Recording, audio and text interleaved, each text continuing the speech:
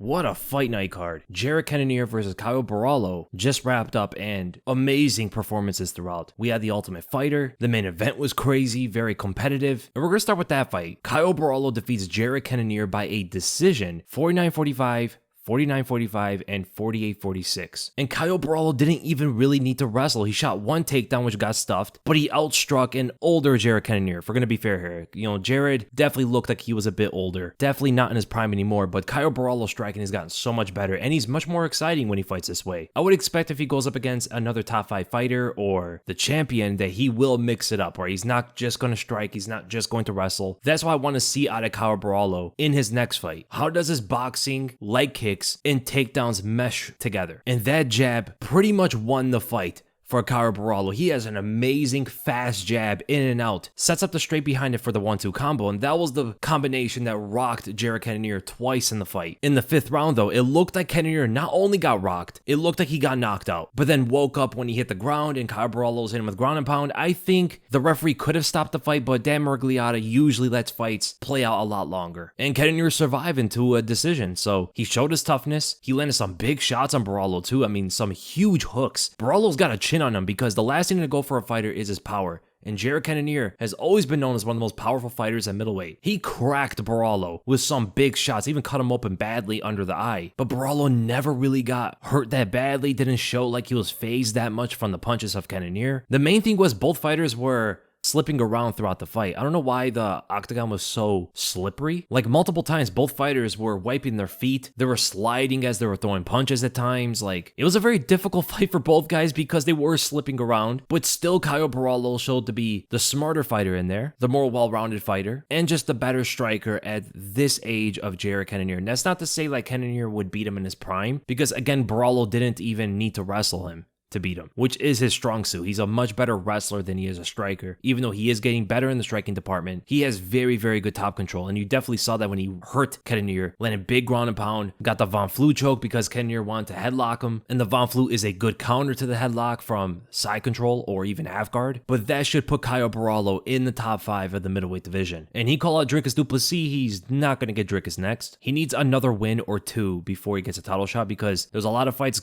with Brendan Allen versus Nasruddin Imavov. You have Robert Whittaker versus Hamza Chimaev. Sean Strickland's going to get the next title shot, most likely. There's Adesanya. That's actually a fight he should have called out. Caio Borralho should have probably called out Israel Adesanya. And that's actually a very good fight for him, too. Like, he can beat Adesanya because he does have that wrestling. And he is much better as a striker than he was even like 2 fights ago. Just worlds of a difference in his technique, in his footwork, in his confidence, and he's probably going to be better for his next fight as well. So that's a fight I would like to see next for Caio Borralho against Israel Adesanya. And as for Jared Cannonier, he's still good. He won a round or 2, landed big shots. Because he is ranked in the top 7, he's going to be after this. I think it's going to be a tough fight no matter who he gets. Maybe the loser of Whittaker and Hamzat, perhaps, or the loser of Allen versus Imavov. But then again, Whittaker beat Cannonier, Imavov also beat Cannonier. It's going to depend if Allen or Hamzat loses. Or maybe they build Michel Pereira by beating Cannonier as well, right? Cannonier could be the fighter who kind of builds up these prospects or these rising contenders in the middleweight division, because you have guys like Caio Borralho, you have guys like Michel Pereira, you have Hamza Chimaev, you have Nasruddin Imavov, you have Anthony Hernandez. You got some very good fighters rising up in the middleweight division, and the older fighters like Cannonier are probably going to be the stepping stones for the next generation of contenders. And then we go to the co-main event. Tabitha Richie defeats Angela Hill by a decision. A lot of punches got thrown out in this fight. The striking was rather sloppy, but they were throwing a lot. Like, it was a exciting fight in that kind of sense. Now, they both don't have the kind of power to hurt each other that much. So when you have a fight where the sloppiness is apparent, but they also don't have power, it's not the most exciting in that aspect. And what brought upon that fight was Tabitha Richie's aggression to get into the clinch, trip out Hill, take her to the ground. Hill likes to have range, right? She wants space. She wants to move around and counter punch and throw combinations while moving. But when Tabitha Richie is just marching forward, putting so much pressure on Angela Hill, it takes Hill out of her usual element. But Richie did get a good trip. She did get a good single leg in the second round. And it was a pretty entertaining fight. I think for Tabitha Richie, maybe go up against Amanda Ribas, win or lose in her next fight. And as for Angela Hill, Borralho, I mean, she's fought nearly everybody at strawweight. I guess Jillian Robertson would be an interesting fight. And then we go to the Ultimate Fighter middleweight winner, Ryan Loder, defeating Robert Valentine by a second round TKO through the crucifix position. Classic position where a lot of fighters just cannot escape from. Like, the elbows from that position are so nasty. But the first round was very competitive. Ryan Loder constantly went for takedowns at the beginning of the rounds. In the first round, Valentine was able to reverse the position and get the back, going for the rear naked choke. Loder reversed him, got on top again, showed to be the overall better grappler of the two. His top control was just way too much. But in the second round, Valentine kind of messed up. So he had the whizzer, he tried to trip out Loder when Loder was going for the takedown, so he used his momentum against him, but then tried to go for the armbar. He could have just stood up and gotten away, but he went for the armbar. Loder defended, didn't give him the good angle for any kind of an extension, settled on top, side control, put into the crucifix position, and that was pretty much wraps for Valentine. Very good win for Ryan Loder. And then we go to the featherweight Ultimate Fighter winner. Myron Santos knocks out Con Offley with one of the biggest left hooks. Well, it wasn't even a big left hook. It was a short left hook of the entire year. This was insane. And moving backwards the whole time while throwing the combination. And they were both throwing the combination at the same time. They both threw a right hand and then a left hand after. Offley was being a bit more tight with his right hand, whereas Santos was swinging that wide. But their left hooks, Santos's reach was the main reason he won that exchange. Better distance management. Offley's punch was a bit too short, because the thing is, when Santos moved out to his right, he was moving into the left hook, but he was far enough away where he was able to avoid the punch completely. It reminded me of Carlos Condit versus Dan Hardy. Remember when both of them threw the right hand, then left hook at each other? But the difference here was where Condit and Dan Hardy both hit each other with the left hook, but Condit's chin is just made out of granite. Santos was able to show better distance management on avoiding the left hook and winning the fight off of that. While moving backwards too is insane. What a win for Myron Santos, man. Then what about Michael Morales destroying Neil Magny? I mean, he just ran right through him. It was a pretty easy fight. I think the fastest loss in Magny's career. Getting him out of there in the first round due to ground and pound, and Neil Magny just could not get out from under him at all. He was trying every way he could. Squirming, turning to his back, turning to his belly, just didn't know how to get out from under Michael Morales. And it all started with that spinning elbow off of breaking the grip. Neil Magny had Michael Morales up against the cage. He was holding him there. Morales pried open the hands, spinning back elbow,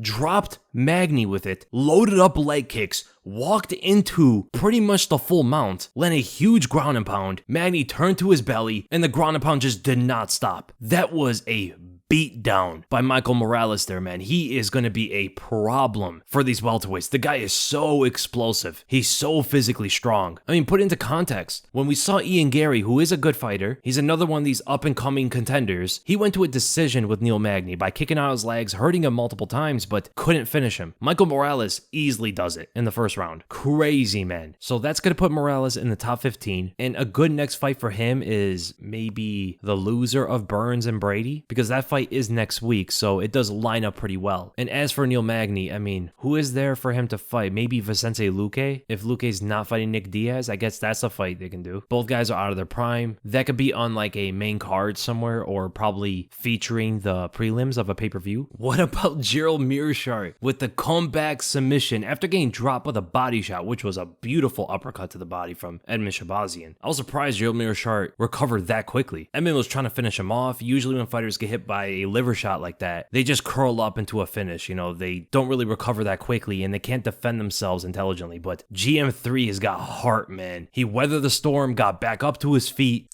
shot the takedown head on the right side as Edmond Shabazian was trying to time him with a knee with his right leg. So Gerald Meerschaert was actually very intelligent there on where to move his head with the takedown so he doesn't get intercepted by the knee. That's a veteran move right there. Throws out a few hammer fists at the body as Edmond Shabazian got a lot more relaxed. And then a quick arm triangle choke from Gerald Meerschaert finishes off Edmond Shabazian. What a great win for GM3, man. I can't help but root for GM3 every single time he fights. Then we go to Francis Marshall defeating Denis Bazookia by a decision. That was a pretty fun fight. A lot of power punches getting thrown. Both those fighters need to go to train with Edmond Tarverian because there was no head movement from either fighter. If they threw their right hands at each other or any power punch, that punch was landing. Marshall definitely hit harder than Bazookia. I mean, the guy's built like a brick house. Bocek was landing a lot in the second round, though. He got dropped in the first, landed a lot in the second. Third round was kind of competitive, but Marshall overall was just a more powerful fighter, landing the bigger shots, winning the decision of a very close fight. And I don't know what's with all the Albanian fighters being mostly grapplers. Dennis Buzukja, Leonardo Sopai, Ilir Latifi. Well, Latifi was a juggernaut, but these guys are all mostly grapplers, or they're better in that area. We need Florian Marku to come back to MMA because that guy was a monster. He's such a good striker, but he went to boxing. But great fight and good win for Francis Marshall. Buzukja's been looking a lot better in his last couple fights. Zachary Reese gets a decision win against Jose Medina, the fight of the mullets, but Zachary Reese's mullet was a lot stronger. He came out there to big brother Medina. I mean, the guy's enormous for a middleweight. 6'4", and not even like skinny or anything. Slamming body kicks, slamming head kicks, huge body hooks. Medina was taunting a lot. Instead of countering Zachary Reese for throwing like flying knees and head kicks and stuff like that, he instead would taunt him, which doesn't win you the fight. You know, you need to counter those kind of openings. And it was a pretty fun fight. It was pretty exciting. Medina did throw some big shots back. He landed a big hook. I think it was in the third round against the cage. He had Zachary Reese. It was the end of the second round. When Zachary Reese was pressed back a bit to the cage, Medina did land a big shot, then went for the double leg, which was kind of confusing. I think he should have swung a lot more instead of trying to take the fight to the ground, where Zachary Reese was the better fighter at too. But ultimately, good win for Zachary Reese. Then what about Slava Claus beating James Yont by a decision? This was my favorite fight of the entire card. Excellent striking match. Slava Claus's feints are really good, man. He's very fast with his combinations, low feints for the overhands and stuff like that. Southpaw right hand feints for the left body kick. Yontop's got a very good chin. He took a big left overhand at one point in the fight. I always love watching Slava Claus's fights, but not when he's getting poked in the eye and then Falcon punched behind the head and the referee just doesn't see any of that. Like, the referee just let it all happen, where Yontop was gonna knock this guy out after the eye poke and nearly did, right? He slumped Slava Claus to the ground with a back of the head shot after poking him in the eye. And for Slava Claus to come back into the fight and win rounds after nearly getting knocked out from that foul just goes to show you his heart, his toughness, and his striking technique as well. I would love to see him fight someone like Rafael Fiziev or Guram. Those would be such good fights, man. But good win for Slava Claus at the end of the day. Jacqueline Cavalcanti defeats Josia Nunes by decision. This was kind of